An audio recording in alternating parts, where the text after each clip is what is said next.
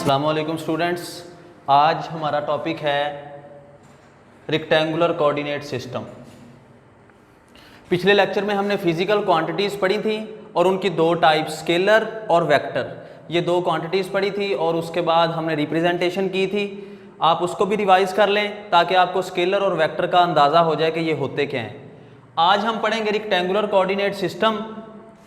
Rectangular coordinate system समझने के लिए ये देखें, मैंने कितनी लाइनें लगाई हैं, एक और ये दो, मैंने दो लाइनें लगाई हैं, ठीक है।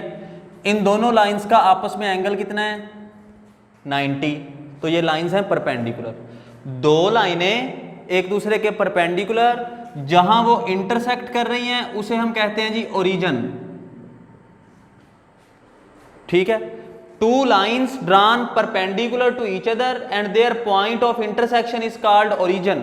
इन लाइंस को हम कहते हैं कोऑर्डिनेट एक्सिस।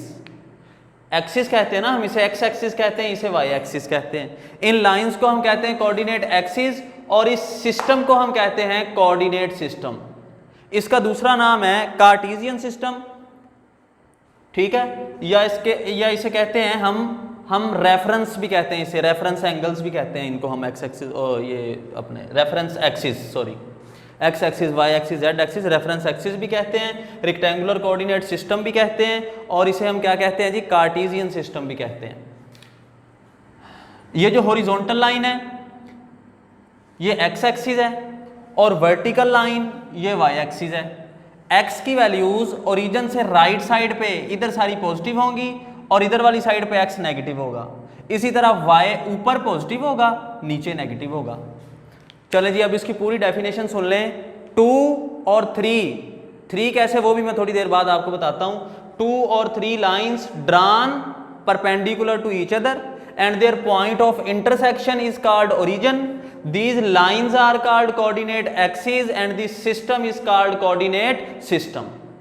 अच्छा, एक होता है प्लेन, एक होती है स्पेस। प्लेन और स्पेस में क्या डिफरेंस है? प्लेन में होते हैं 2 डायमेंशंस। कैसे? जैसे ये व्हाइट बोर्ड है, इस व्हाइट बोर्ड पे मैं सिर्फ 2 लाइनें लगा सकता हूं, एक ऐसे और एक ऐसे। ये 2 लाइंस लगा सकता हूं, एक ऐसे और एक ऐसे। ये तीसरी लाइन मैं नहीं लगा सकता, ये तीसरी लाइन बाहर आ गई, ये बोर्ड पे ड्रा नहीं कर सकता। प्लेन में सिर्फ 2 एक्सिस होते हैं, एक्स एक्सिस और वाई एक्सिस, और स्पेस में एक्स एक्सिस, वाई एक्सिस और ये जेड एक्सिस, 3 एक्सिस होते हैं। तो ये एमसीक्यूज भी है। In plane there are 2 axis, in space there are 3 axis. अच्छा, ये एक्स एक्सिस और वाई एक्सिस का भी आपको पता चल गया। नेक्स्ट है प्लेन और स्पेस में हम वेक्टर को, उसकी डायरेक्शन को हम कैसे जाहिर करते हैं। तो देखिए, ये प्लेन है यानी 2 एक्सिस हैं, इसमें अगर ये एक वेक्टर है, ठीक है, इस वेक्टर का कोई भी नाम आप ए रख लें इसका नाम, ठीक, ये पॉइंट P है। इसकी हमने डायरेक्शन को कैसे जाहिर करना है, उसके लिए हम एक एंगल बनाएंगे। यहां से हम एक एंगल बनाएंगे, यानी एक्स एक्सिस के साथ एक एंगल बनाएंगे, उस एंगल को कह देंगे थीटा, और इस एंगल की डायरेक्शन क्या होगी, एंटी क्लॉकवाइज। क्लॉकवाइज और एंटी क्लॉकवाइज का पता है ना। क्लॉकवाइज है जैसे घड़ी घूमती है हमारी, ऐसे घड़ी ऐसे घूमती है, ऐसे उसकी सुइयां, और एंटी क्लॉकवाइज इससे उलट ऐसे, ठीक है। तो ये हमने एंटी क्लॉकवाइज डायरेक्शन ले ली। प्लेन में एक एंगल के साथ हम वेक्टर की डायरेक्शन को जाहिर करते हैं, और स्पेस में एक्सिस कितने हैं, 3, एंगल्स भी कितने हैं, 3। ये भी एक एमसीक्यूज है। प्लेन में एक एंगल काफी है और स्पेस में 3 एंगल्स, अल्फा, बीटा और गैमा। मसलन स्पेस की एग्जांपल ऐसे है कि ये देखें, इसको हम कह देते हैं जी एक्स एक्सिस, ये है हमारे पास वाई एक्सिस और ये है जेड एक्सिस। ये 3 एक्सिस हैं एक दूसरे के परपेंडिकुलर। इसका भी एंगल 90, इसका और इसका भी 90, इसका और इसका भी 90, ठीक। 3 एंगल हम कैसे बनाएंगे, ये एक्स एक्सिस, ये वाई एक्सिस, ये जेड एक्सिस। एक एंगल बनेगा एक्स का वाई के साथ, एक एक्स का जेड के साथ, X Y, X Z, Y Z, ये 3 एंगल्स, ठीक है। जो एक्स का एंगल बनेगा उसे हम कहेंगे, जो एक्स एक्सिस के साथ वेक्टर का एंगल बनेगा अल्फा, वाई के साथ बीटा और जेड के साथ गैमा। ये स्पेस में हम 3 एंगल्स बनाएंगे। जिसको रिवाइज कर लें अब। Rectangular coordinate system, 2 or 3 lines drawn perpendicular to each other and their point of intersection is called origin. These lines are called coordinate axes and this system is called coordinate system. In plane there are 2 axes, in space there are 3 axes. X axis क्या है? Horizontal line is called x axis. Its value is positive on the right side of origin and its value is negative on the left side of origin.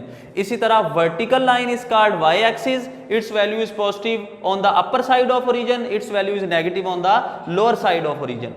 और plane में कितने angles काफ़ी हैं? एक ही काफ़ी, लेकिन दो एंगल्स की भी हम बात कर सकते हैं। यानी अगर ये x एक्सिस के साथ एंगल अल्फा बना रहा है तो y के साथ बीटा बना रहा है।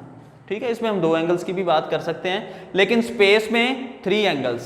ठीक है, अल्फा, बीटा और गैमा, x एक्सिस के साथ अल्फा, y के साथ बीटा और z के साथ गैमा। ये था जी आपके पास रेक्टेंगुलर कोऑर्डिनेट सिस्टम। आप इन लेक्चर्स को नोट भी कर लिया करें या स्क्रीनशॉट ले लिया करें, उसके बाद आप इसको बेटे याद किया करें, क्योंकि इसको आप याद करेंगे तो फिर ही कोई इसका फ़ायदा है।